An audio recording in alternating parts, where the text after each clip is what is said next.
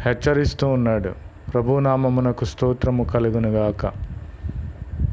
కాబట్టి ఈ యొక్క సమయంలో ప్రభు అయిన యేసుక్రీస్తు వారిని మన హృదయంలోనికి ఆహ్వానించాలి. ప్రభు అయిన క్రీస్తు వారు మన మధ్యలో ఉండాలి అంటే మనము దేవునితో సహవాసము చేయాలి.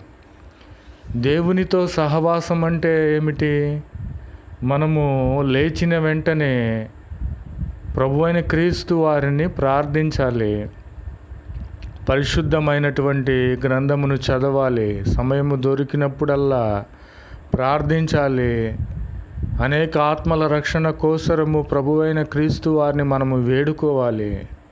ఇది దేవునితో సహవాసం అంటే ఇది. దేవునితో సహవాసము చేసిన ఎడల ప్రభువైన క్రీస్తు వారు మన మధ్యలో మనలో ఉండి అపాయములను తొలగించే దేవునిగా ఉన్నాడని ఈ యొక్క సమయం